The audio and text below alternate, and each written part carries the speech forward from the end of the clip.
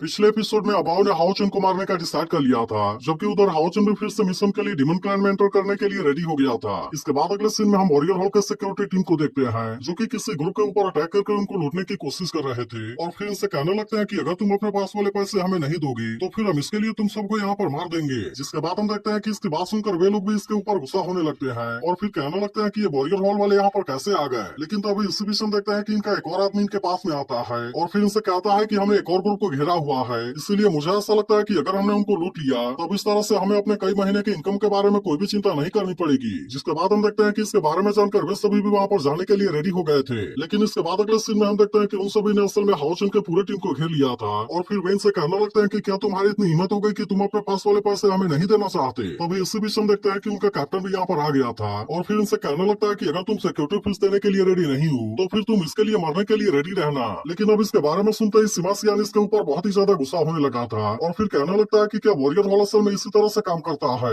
लेकिन तभी हम देखते हैं कि बेंजुआन ने उसे यहाँ पर कुछ भी करने से रोक दिया था और फिर वो कहने लगती है कि हम वॉरियर हॉल के एरिया में ऐसा कुछ भी नहीं कर सकते, क्योंकि मैंने ऐसा रूमर सुना है कि सभी 6 हॉल के बीच में इंटरनल फाइट हो रही है और इसीलिए हमें इनके खिलाफ में कुछ भी एक्शन लेने से पहले अपने कैप्टन के आने का वेट करना होगा। तभी इसी बीच हम देखते हैं कि साय को भी हाओचन के बारे में चिंता होने लगी थी और वो सोचने लगती है कि पता नहीं हाओचन वहाँ पर क्या कर रहा है। इसके बाद अगले सीन में हम देखते हैं कि हाओचन भी वॉरियर हॉल के मेन हॉल के सामने आ गया था, जहाँ पर वो कहने लगता है कि हमें लाइट गॉडेस के स्वॉर्ड वाले मैटर को जल्दी सोल्व करना होगा ताकि मैं जल्दी से यहाँ से जाकर अपने बाकी टीम और सार से मिल सकूं। फिर हमें पता चलता है कि वॉरियर हॉल के सभी सीनियर यहाँ पर मीटिंग कर रहे होते हैं, जहाँ पर वो कह रहे होते हैं कि आखिरकार सिक्योरिटी टीम इस महीने क्या कर रही है, क्योंकि सबसे ज्यादा केस तो सिंगसू सिटी से ही आ रहे हैं। लेकिन अब इसके बारे में सुनकर दूसरा सीनियर कहता है कि अभी के लिए तुम इसके बारे में भूल जाओ, क्योंकि जब से लाइट गॉडेस स्वॉर्ड यहाँ से गायब हुआ है तब से हमारे मिलिट्री की सिचुएशन बहुत ही ज्यादा खराब होने लगी है। इसके अलावा बहुत सारे लोग भी हमारे बारे में कंप्लेन करने लगे हैं और अब तो ऐसा लगता है कि सिंगसू सिटी ने अपने पूरे सोल को ही खो दिया है। अब इसी तरह से हम देखते हैं कि वे सभी इसके बारे में बहुत तरह की बातें करने लगे थे और फिर इसमें से एक सीनियर कहने लगता है ऐसा लगता है कि लाइट गॉडेस स्वॉर्ड ने हमें अबेंडन कर दिया है, क्योंकि डिवाइन स्वॉर्ड को यहाँ से वापस ले जाना इस बात का सबूत है। जिसके बाद हम देखते हैं कि ऐसी बातें सुनकर वे सभी और भी ज्यादा परेशान होने लगते हैं और कहने लगता है कि क्या इस तरह के र्यूमर अभी भी यहाँ पर एग्जिस्ट करते हैं। तभी एक दूसरा सीनियर गुस्सा होते हुए कहता है कि क्या लाइट गॉडेस स्वॉर्ड का यकीन यहाँ तक गिर गया है। वहीं दूसरी तरफ हम देखते हैं कि हाओचन भी इनसे बात करने के लिए यहाँ पर आ गया था, जिसे देखते ही यहाँ के गढ़ मास्टर चियू को आकर इसके बारे में बताते हैं। लेकिन अब इसके वजह से एक सीनियर इनके ऊपर गुस्सा होने लगा था और कहने लगता है कि तुमने किसी को यहाँ पर आने कैसे दिया और क्या तुम्हें पता नहीं है कि हम यहाँ पर मीटिंग कर रहे हैं। जिसके बाद इनमें से एक डिप्यूटी पैलेस मास्टर सू से कहता है कि इसके पास में तो डिमन हंटिंग ऑर्डर है, लेकिन इस पर मास्टर सू कहने लगता है कि वह तो अभी बहुत यंग है और इसीलिए उसके पास में डिमन हंटिंग ऑर्डर कैसे हो सकता है। लेकिन तभी हम देखते हैं कि मास्टर चियू से शांत होने के लिए कहते हैं और फिर वो हाओचन से पूछने लगते हैं कि आखिरकार तुम हो कौन और तुम मीटिंग हॉल में आए क्यों हो। तब इस पर हाओचन अपने बारे में बताते हुए कहता है कि मैं 64 नंबर वाले डिमन हंटिंग ग्रुप का कमांडर हूँ और मैं असल में यहाँ पर लाइट गॉडेस स्वॉर्ड के बारे में बात करने के लिए आया हुआ था।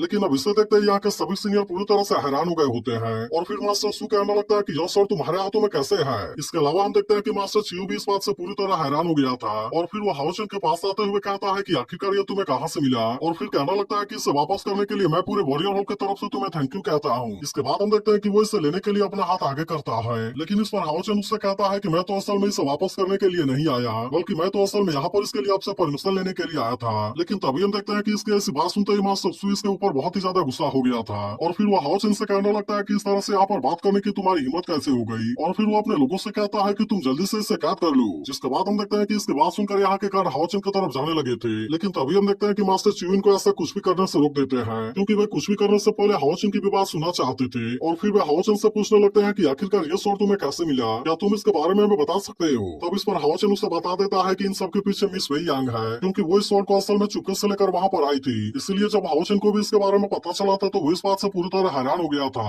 लेकिन इस पर वेई यांग ने उससे कहा था कि यह स्वॉर्ड भले ही मेरे सुवानजू यीबू सांग से बिलोंग करता है, लेकिन यह असल में वॉरियर हॉल से भी बिलोंग करता है और वे इसकी पूजा करते हैं, मगर फिर भी यह वॉरियर हॉल में पूरी तरह से शांत पड़ा हुआ है। इसलिए मैं फिर से इसके पावर को एक्टिवेट होते हुए देखना चाहती हूँ और यही वजह है कि मैं इसे चुपके से लेकर यहाँ पर आई हूँ। इसके बाद वो इसे बताने लगती है कि इसे वॉरियर हॉल में बहुत ही इज्जत के साथ में रखा गया था और यह तो असल में हमारे वॉरियर हॉल का यकीन भी है। इसलिए मैं चाहती हूँ कि अगली बार जब तुम वॉरियर हॉल से होकर गुजरना तो वहाँ पर तुम मेरे लिए एक फेवर कर देना। जिसके बाद हम देखते हैं कि इसके बारे में जानकर मास्टर चियू भी इसके बारे में सब कुछ समझ गया था और फिर वो हाओचन से कहता है मुझे पता है कि हर कोई यह स्वॉर्ड पाना चाहता है, लेकिन असल में यह स्वॉर्ड मेरे पूरे वॉरियर हॉल का यकीन है और इसीलिए पूरी दुनिया में यूसुआई के अलावा ऐसा कोई भी नहीं है जो कि यह स्वॉर्ड यूज करने के लिए क्वालिफाई है। इसके बाद वो हाओचन से कहता है कि तुम तो एक नाइट हो और इसीलिए मुझे ऐसा लगता है कि तुम हमारे वॉरियर हॉल के पास के बारे में नहीं समझते। इसलिए वो हाओचन से कहता है कि इसमें तुम्हारी कोई भी गलती नहीं है। फिर वो आगे कहता है कि मैं इन सब के लिए केवल वेई यांग को ही ब्लेम करता हूँ, क्योंकि वो बिना परमिशन के इस ऑक्शन के लिए लेकर चली गई। अब इतनी बात कहने के बाद वो हाउचन से कहता है कि मैं इसका मजाक बनते हुए नहीं देख सकता, और इसीलिए मैं उम्मीद करता हूँ कि तुम इसके बारे में समझते हो। लेकिन इस पर हाउचन उससे कहता है कि मुझे ऐसा नहीं लगता कि यह कोई मजाक है, क्योंकि मिस वेई यांग असल में एक्सकैलिबर को इसी तरह से धूल में कवर होते हुए नहीं देखना चाहती। तब इसके बारे में सुनते ही मास्टर चियू से कहता है कि इसके ओनर की मौत हो गई है, और इसीलिए इसे भी उसके साथ में सोते हुए इमोर्टल मिथ बनना इसकी डेस्टिनी है। इसलिए वो हाउचन से कहता है कि मैं इसे किसी को भी यूज नहीं करने दे सकता।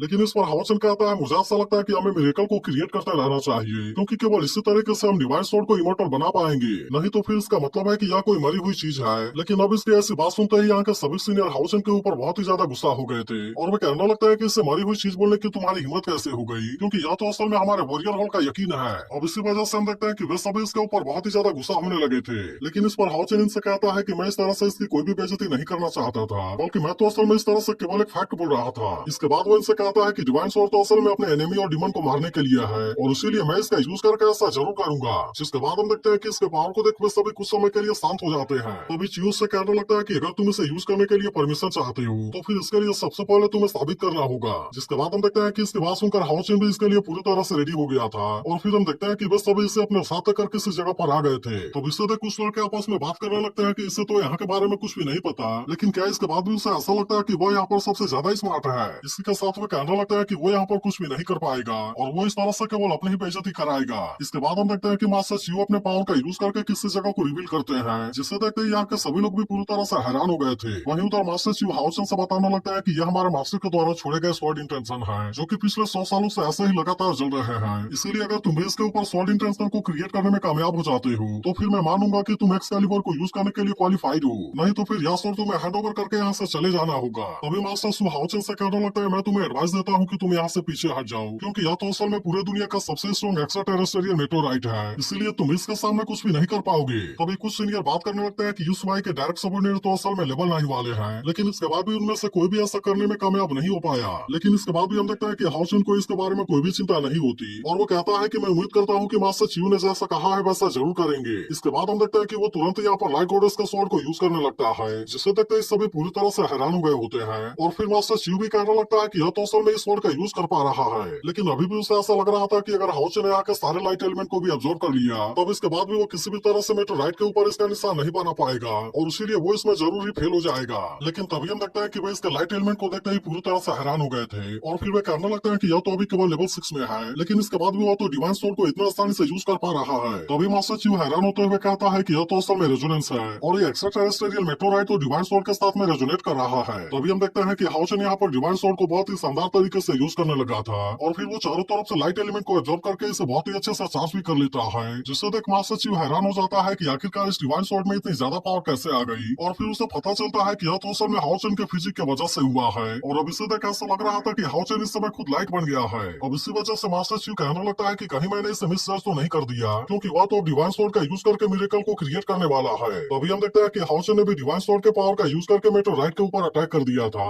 जिसके इतने ज्यादा शानदार पावर को देखते ही वे सभी भी पूरी तरह से हैरान हो गए होते हैं। और फिर हम देखते हैं कि हाउचन ने यहाँ पर स्वॉर्ड इंटेंट को बहुत ही आसानी से क्रिएट कर दिया था, जो कि पहले वाले सभी स्वॉर्ड इंटेंट से बहुत ज्यादा अच्छा लग रहा था। इसके बाद हम देखते हैं कि वो फिर से जैसे ही इसे टच करता है यहाँ की लाइट एलिमेंट सारी जगह पर फैल जाती है, और अब इससे देख हाउचन के सभी साथी भी इस बात से पूरी तरह हैरान हो गए थे। अब इसी बीच हम देखते हैं कि यहाँ के लोग भी इस बात से काफी खुश हो गए थे, और फिर वे कहने लगते हैं कि यह तो यीशुआई है। अब इसके वजह से इनको तो ऐसा लगने लगा था कि यीशुआई फिर से अपीयर हुआ है। वहीं उधर में सभी लोग भी कहने लगते हैं कि हाउचन ने जो स्वॉर्ड इंटेंट बनाया है वह तो यीशुआई के बनाए गए स्वॉर्ड इंटेंट से भी ज्यादा प्योर है, इसीलिए वे हैरान होता है कि आखिरकार उसने ऐसा कैसे किया। तभी मास्टर चियू कहने लगता है कि 1000 सालों में कोई भी ऐसे स्वॉर्ड इंटेंट को यहाँ पर नहीं बना पाया था, और इसीलिए मुझे ऐसा लगता है कि यह केवल यीशुआई है जो कि ऐसा कर सकता है। तो क्या आपको लगता है कि मास्टर चियू अब हाउचन को डिवाइन स्वॉर्ड को यूज करने की परमिशन देगा? इसके बारे में कमेंट करके जरूर बताना, और अब इसका अगला पार्ट भी कुछ ही देर में अपलोड हो जाएगा, इसीलिए इस वीडियो को लाइक करके इस पर एक प्यारा सा कमेंट जरूर कर देना।